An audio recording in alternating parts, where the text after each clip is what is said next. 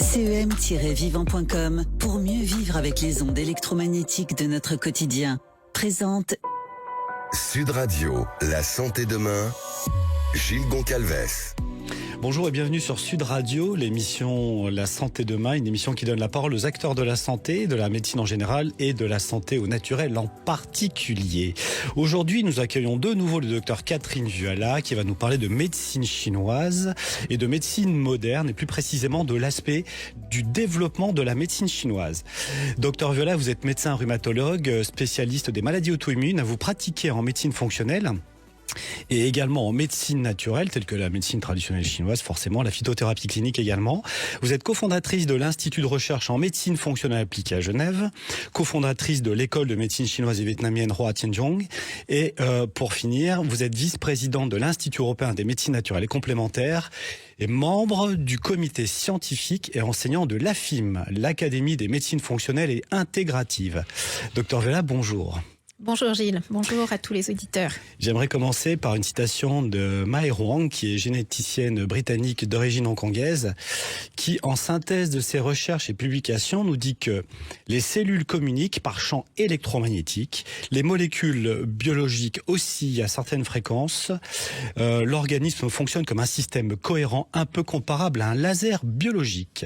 L'eau du corps est structurée, les protéines et membranes vibrent, les tissus forment un réseau électrodynamique cohérent. Et elle propose que la vie est un phénomène électrodynamique organisé. Et pour suivre, une citation de Paul Unschuld, qui est le directeur du pôle de recherche à l'Université de médecine de Berlin, qui, avec le gouvernement chinois, a déterré plus de 11 000 manuscrits. 11 000 manuscrits. Donc il n'y a pas que 3-4 livres Jing dans la médecine traditionnelle, mais 11 000. Il dit qu'il n'y a pas de médecine chinoise en tant que système de guérison fermé, car pendant 2 millénaires, il s'est développé aussi dynamiquement que la médecine en Occident. Ce qui nous emmène sur ma première question. Pourquoi avez-vous choisi, cher docteur Vuala, de pratiquer la médecine traditionnelle en plus de votre spécialité de rhumatologue? Vaste question. En tant que rhumatologue, on fait un diagnostic de maladies ostéo-articulaires, souvent des rhumatismes inflammatoires comme le polyarthrite rhumatoïde, le lupus, la spondylarthrite. Et on est amené à donner un traitement qui est un protocole standardisé correspondant à cette pathologie. Et dans les maladies inflammatoires, on va inhiber les voies de l'inflammation. Alors, il y a plusieurs voies de l'inflammation et on les inhibe en bloquant une molécule cible particulière d'une voie donnée. Donc ça peut être l'IL-17, l'IL-6, l'IL-1. Bon, c'est des noms un petit peu techniques, mais pour dire que un traitement va bloquer une de ces maladies et ainsi toute la voie de l'inflammation correspondante. Et alors le problème, c'est que des fois ça marche chez certains patients et d'autres fois non. Il faut à ce moment-là changer de traitement. Des fois on ne trouve pas de traitements qui peuvent soulager notre patient et donc en fait face à un patient donné on est très embêté parce qu'on ne sait pas à quel traitement il va répondre au préalable. Donc on donne un traitement, on en essaye un et ensuite si ça ne fonctionne pas on va vers un autre. Donc c'est très compliqué de cibler dès le départ, si je comprends bien. Voilà, exactement. En fait on peut comparer une maladie à un lac on peut imaginer ces voies inflammatoires comme des rivières qui alimentent le lac. Lorsqu'on donne un médicament, on coupe une rivière, mais soit le niveau du lac baisse rapidement, ça veut dire qu'on a coupé la bonne rivière. Vous êtes sur le bon filon. Mais des fois, le lac continue à se remplir parce qu'il continue à être alimenté par d'autres rivières. Et le problème, c'est qu'on ne sait pas... Donc, c'est pas la bonne filière, c'est ça? Voilà, et on ne sait pas quelle est la rivière dominante chez un patient donné. On ne sait pas quel est le paysage qui a donné naissance aux rivières. Alors qu'il y a d'autres approches qui permettent d'avoir une idée, en fait, des déséquilibres qui ont préexisté à la maladie. Finalement, avec le traitement rhumatologique, on se trouve en bout de course en bloquant... Le traitement standard médicamenteux. Voilà, on se trouve en bout de course, on va bloquer la cascade inflammatoire. Mais par exemple, avec la médecine fonctionnelle, on sait que le déséquilibre immunitaire qui préexiste à l'inflammation peut provenir d'une hyperperméabilité intestinale, d'une carence en macroalimentation ou micronutritionnelle, un stress, un déséquilibre hormonal. Et puis, en médecine chinoise, on a aussi des manières de déterminer quel est le terrain, c'est-à-dire l'ensemble des déséquilibres qui ont préexisté à cette maladie. Et donc, on peut agir là-dessus par différents traitements, l'acupuncture, la moxibustion, les ventouses, le massage Twina, la pharmacopée. D'accord, et la diététique, j'imagine. Donc, vous utilisez la médecine traditionnelle chinoise pour avoir, en plus de votre pratique allopathique et aussi en médecine fonctionnelle, donc en hormonothérapie, je résume un peu, vous utilisez aussi la médecine traditionnelle chinoise pour avoir une notion de terrain assez profond, assez précis de la personne, c'est ça ? Exactement. D'accord. Quels sont les fondements en fait de cette médecine traditionnelle chinoise ? Parce qu'on en parle souvent et puis vous évoquez souvent qu'elle est structurée à différents stades, de différentes manières, pour différentes époques, comme l'évoque Paul Hunschuld d'ailleurs. Voilà, alors l'histoire de la médecine chinoise est l'histoire d'un modèle médical qui a évolué au fil des siècles. Ouais. Dans les premiers textes comme ceux du Boscheux, par exemple, il est décrit un système à 11 méridiens, c'est-à-dire 11 trajets énergétiques, les méridiens étant des zones du corps qui correspondent à une fonction physiologique. Et on est loin du système à 12 méridiens actuel. Par la suite, la médecine chinoise a été influencée par de nombreux paramètres, la vision de la nature, l'observation des cycles de la croissance et de la décroissance du vivant, par la vision politique aussi, c'est-à-dire que le corps, à l'époque du confucianisme, était vu comme un mini-empire et ça a donné naissance aux grandes métaphores, le cœur et l'empereur, le poumon le ministre, la rate le grenier, le foie le général, etc. Et finalement, donc c'est calé, en fait, l'organisme est calé sur la société administrative. C'est ça, et les fonctions sont hiérarchisées et la santé est vue comme un respect de cette hiérarchisation par les fonctions et la maladie plus comme une rupture de l'harmonie entre les différentes fonctions. Donc on parle de moins 500 à peu près avant Jésus-Christ, Confucius à la louche. C'est ça. Et les puristes ne m'en voulaient pas. Et un tournant majeur a été marqué par la suite sous la dynastie des Han avec la rédaction du Wangqin et Qingsuan, le fameux classique de l'empereur jaune. Les savants de cette époque n'étaient pas seulement médecins, ils avaient aussi une vision cosmologique de compréhension du monde où ils expliquaient ce qu'était l'univers, par quelle force il était régi, quelle était la place de l'homme dans cet ensemble. Et c'était un cadre mental qui reliait la matière, l'énergie, la vie, le corps, la conscience, l'espace et le temps. Et la cosmologie, c'est ça.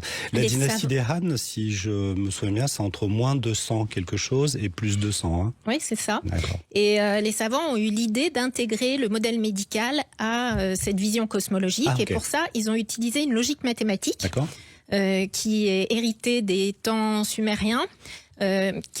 Qui permettait déjà à cette époque de décrire l'espace et le temps. Oui. Et donc, ils ont projeté en fait l'espace et le temps sur le corps humain, donc grâce à la base 10 pour décrire l'espace. Donc, c'est ce qu'on appelle les 10 troncs célestes en médecine chinoise. Et ça se cale sur la boussole. Donc, c'est les 10 directions de la boussole. Ça correspond à la boussole. Donc le centre, nord, sud, est, ouest. Voilà, aller et retour. Le nadir, aller et retour. Et le zénith, aller et retour. D'accord.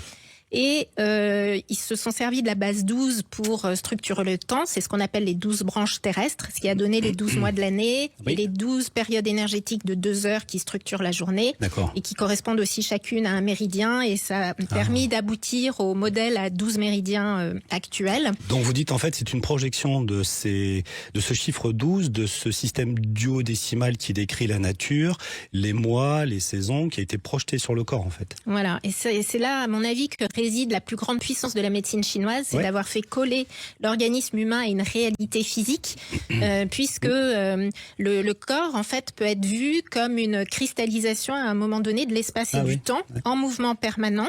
Excellent. On n'a pas l'impression comme ça, on a l'impression de vivre dans un décor plus ou moins stable, mais en fait on est lancé à grande vitesse dans l'univers, puisque la Terre tourne sur elle-même, la Terre tourne autour du Soleil à 100 000 km/h et le Soleil tourne lui-même dans le système solaire dans la galaxie autour du centre. Et donc, en fait, on est en mouvement permanent et chaque phénomène qu'on vit, chaque battement de cœur, chaque pensée, chaque sommeil survient, en fait, à un moment différent de l'espace. Et quand on voit l'être humain comme ça, ce n'est plus un objet figé sur une planète, c'est une structure dynamique en adaptation permanente dans un environnement cosmique en mouvement. On peut dire en fait que l'être humain, si je résume vos propos, c'est une unité d'espace et de temps. La vie, le vivant, c'est de l'espace et du temps. C'est ça. C'est ça. C'est pour ça que la médecine chinoise, c'est une médecine mathématique complètement calée sur une réalité physique. Et donc, dans cette vision, l'être humain n'est pas du tout séparé de la nature et ça a permis d'interpréter les mouvements du vivant qui suivent les lois du monde extérieur. Donc, la chaleur dilate et accélère, le froid contracte et ralentit, l'humidité alourdit, les vents sont des systèmes de pression-dépression. Et donc, finalement, la médecine chinoise est devenue une véritable climatologie interne où les phénomènes du biologique sont décrits comme on peut expliquer les saisons, voilà, les vents, la température, etc. Et donc, finalement, la médecine chinoise, par la suite, a continué à évoluer avec, au fur et à mesure des siècles, avec une médecine très différente au Xe siècle, au XIIe, au XIVe, etc., parce qu'elle se construit progressivement. Et en parallèle, en Occident, avec les grandes dissections, les savants découvrent les vaisseaux, les organes, les nerfs, les grandes structures physiologiques. Et donc, finalement, on aboutit à deux types de médecine très différentes. Je vous propose qu'on reprenne ces deux types de médecine fondamentales, car pour l'heure, nous avons une autre page et nous retrouvons tout de suite sur Sud Radio dans La Santé demain. CEM-vivant.com pour mieux vivre avec les ondes électromagnétiques de notre quotidien. Présente Sud Radio, La Santé demain, Gilles Goncalves.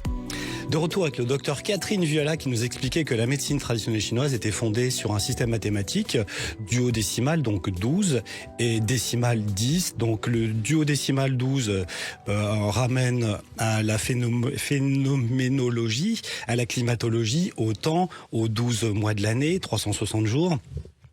Et l'espace, la boussole, aux 10 possibilités qu'offre cette boussole. Donc l'espace et le temps. Et je dois souligner que vous avez évoqué tout à l'heure que c'était d'origine mésopotamienne, parce qu'effectivement beaucoup de méthodologies, entre guillemets, qu'on appelle aujourd'hui chinoises, proviennent de Mésopotamie et de l'Orient. À ce sujet et à ce titre, le système duodécimal et décimal, quand on le couple, ça donne un plus petit multiple commun. C'est pas pour vous embrouiller, c'est juste pour mettre en évidence que le plus petit multiple commun de ces deux bases numérologiques donne 60. Ça donne 60 paires. Et c'est ces 60 paires qu'on retrouve aujourd'hui dans notre système de comptage du temps. 60 secondes, 1 minute, 60 minutes, 1 heure, et que la division du temps sur notre façon de le regarder est toujours timée sur 12 portions, de minuit à midi, 12, et de midi à minuit, 12. Donc on a gardé en fait ce calcul duodécimal des Sumériens et des Chinois antiques, on l'utilise tous les jours, c'est tous les jours sous nos yeux. On n'est pas passé au centième en fait. Oui, tout à fait. Donc vous étiez en train de nous expliquer également qu'il y avait une division en deux de cette médecine chinoise. Alors, il y a entre la médecine chinoise et la médecine occidentale. C'est-à-dire que la médecine chinoise, en fait, est une vision médicale plutôt en termes de flux, d'équilibre, d'harmonie. Et la médecine occidentale est plutôt structurée autour de la précision anatomique. Donc, on a vraiment deux visions radicalement différentes. La médecine chinoise, par la suite, a encore été influencée par le communisme.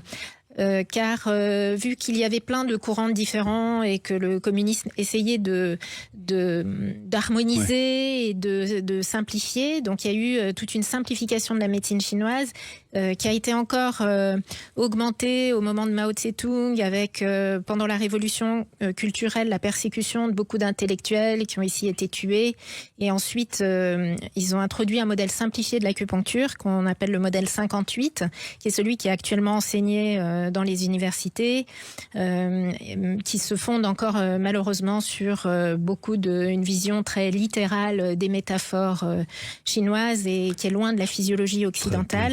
En fait, du coup, il y a deux courants dans cette médecine chinoise. Il y a un courant plutôt populaire qui est donc enseigné à l'université par la plupart des écoles actuelles. Dont le niveau est encore abaissé par des élèves qui ont du mal à comprendre les différences entre les organes et les fonctions physiologiques, parce qu'il y a des noms d'organes qui ont été donnés aux fonctions, ce qui a introduit beaucoup de confusion. Et il y a un autre courant qui est le courant de la médecine impériale, porté par certains mandarins qui étaient des érudits à l'époque, c'est-à-dire qu'ils étaient formés à l'observation clinique, ils avaient une pensée très structurée, et eux, ils ont vraiment intégré la physiologie dans la médecine chinoise. Oui. Et c'est ce courant dont l'école Hua Tianzhong est l'une des héritières. Ce que vous enseignez. Voilà. Donc, en fait, avec un regard nouveau sur les modèles traditionnels qui sont relus à la lecture de la science moderne. Et l'acupuncture apparaît moins maintenant comme une vision mystique que comme des mots utilisés à l'époque pour expliquer des concepts physiologiques extrêmement complexes concernant la régulation du système nerveux, la circulation des fluides. Oui, c'est vrai qu'il y a eu un apport, je crois, pendant la dynastie des Yuan. C'est Kubilai Khan, l'empereur mongol, qui était un ami de Marco Polo, par exemple. À cette époque, il y a une transmigration de connaissances énormes. Donc, il y a le fameux Li Sheshen qui est cité dans la médecine chinoise classique, qui essayait lui aussi, à son niveau, de modifier des choses déjà au XVIe siècle. En disant le cœur n'est pas l'organe central, c'est parce qu'on le sent dans la pulsation qu'il en fait est le déterminant de la vie, puisqu'on le sent au pouls, c'est le repère essentiel. Et il disait que c'est le cerveau qui était le repère essentiel du chêne, de l'esprit, de la métabolisation, mais qu'effectivement il y avait encore cette espèce de vision archaïque que le cœur, puisqu'il battait, et lorsque la pulsation de vie s'arrêtait, on considérait que la personne était morte. Il était donc philosophiquement mis en avant. Et il a été désigné empereur. Et beaucoup de personnages comme lui, comme Wang Qingren, le dernier, au XIXe siècle, ont énormément écrit sur le sujet de la rénovation de la médecine chinoise. Donc effectivement, on voit bien à travers ce que vous dites qu'il y a deux courants, et puis le courant aujourd'hui est plutôt à la philosophie qu'à la rénovation de la médecine traditionnelle chinoise. Malheureusement avec un milieu assez fermé. Et moi, à mon avis, c'est quand même très dommage à l'heure actuelle ils ont du mal de ne pas actualiser les données physiologiques et de rester complètement déconnecté de la physiologie, de continuer à parler en termes d'images symboliques. Et quelles sont ces grandes fonctions alors ? Alors, donc c'est ce qu'on appelle le Wuxing en médecine chinoise, ou les 5 éléments. Donc, on a la fonction thermodynamique qui est essentielle dans la cellule, puisque c'est ce qui permet à la cellule de fabriquer de l'énergie. Donc, elle fabrique de l'énergie pour s'entretenir, pour se réparer, fabriquer des molécules. Et en même temps, il y a un dégagement de chaleur qui n'est pas un déchet. Cette chaleur, elle a beaucoup de fonctions dans l'organisme, puisqu'elle permet la vitesse enzymatique, la vitesse de la transmission nerveuse, la fluidité des membranes, des protéines. Et donc on pourrait l'associer aussi au système thyroïdien. Voilà, exactement. À la circulation aussi, parce que quand il y a de la chaleur, il y a une microcirculation qui est vasodilatée. Bien sûr. Donc, il y a plus d'apport de nutriments et d'oxygène aux cellules, aux organes, donc une meilleure régénération. Donc ça, c'est pour la fonction thermodynamique. Ensuite, on peut parler... Qui est morphine-like, je crois. Voilà, aussi, oui. Toute la gestion des endorphines. Ensuite, il y a le métal, par exemple, qui gère les échanges au niveau cellulaire. La frontière cellulaire, c'est une membrane intelligente qui accepte certains signaux et en refuse d'autres. Notamment, il faut que les hormones puissent rentrer à l'intérieur de la cellule, les nutriments, etc. Donc tout ça, c'est la fonction métal. Ensuite, on a la fonction eau, qui est plutôt une gestion des réserves et de l'adaptation, donc avec le cortisol, l'adrénaline, la noradrénaline. Les catécholamines font partie de cette fonction que les anciens en terminologie appellent l'élément eau. Exactement. Mais qui est une fonction en fait métabolique et hormonale. Et la fonction bois est plutôt le système rénine-angiotensine, donc tout le système de tension en fait dans le corps, avec le système rénine-angiotensine qui agit sur le système orthosympathique. Donc, qui est très compliqué, qui est relié au poumon. Voilà. Et puis la fonction terre, chère aux Chinois, qui correspond à l'humidité. Donc c'est tout le système de transformation par le système digestif. Et pour nous, en médecine occidentale, maintenant, ça correspond beaucoup à l'insulinorésistance, c'est-à-dire l'excès de sucre dans l'organisme avec le défaut de gestion correcte par l'organisme, donc des métabolismes du sucre extrêmement perturbés, pré-diabète, avec comme signe clinique une langue avec un enduit blanc et gras, un corps lourd, des œdèmes. Voilà. Et quand vous dites en fait l'élémentaire qui est plébiscité dans la médecine chinoise, parce que dans la tradition un peu philosophique qui ramène tout à la terre, au centre, en fait on retrouve là l'image de la boussole. Et puisque nord, sud, est, ouest, et le centre est terre. C'est pour ça que, d'une manière très philosophique, il ramène tout à la terre. Mais en fait, c'est un petit peu un abus de langage, parce que chaque organe a des déséquilibres fonctionnels divers et variés. Il y en a au moins une trentaine par organe. Et donc, de ramener à l'élémentaire obligatoirement pour dire j'ai fait le travail, je ramène au centre, c'est un petit peu 2000 ans en arrière à ramener au centre de la boussole, quoi. Ouais, exactement. Vous avez d'autres fonctions ou analogies à nous emmener par rapport à ça? Parce que quand on parle d'acupuncture, les gens imaginent des mécanismes très mystérieux, ésotériques, en tout cas hermétiques. Et quand on regarde ce qui se passe au niveau biologique, on découvre des effets très concrets. Oui, tout à fait. Alors, par exemple, lorsqu'on insère une aiguille d'acupuncture, on va aller agir sur une enzyme qu'on appelle l'AMPK, c'est-à-dire adénosine monophosphate kinase. D'accord. Donc, en fait, c'est une enzyme qui régule, qui permet de déterminer que la cellule est en manque d'énergie. D'accord. Et qu'il va falloir réorganiser tout le système cellulaire pour pouvoir en fabriquer plus. Alors, on peut comparer, par exemple, l'énergie à un petit voyageur qu'on appelle l'ATP, adénosine triphosphate, qui a un petit sac à dos avec 3 piles sur son dos.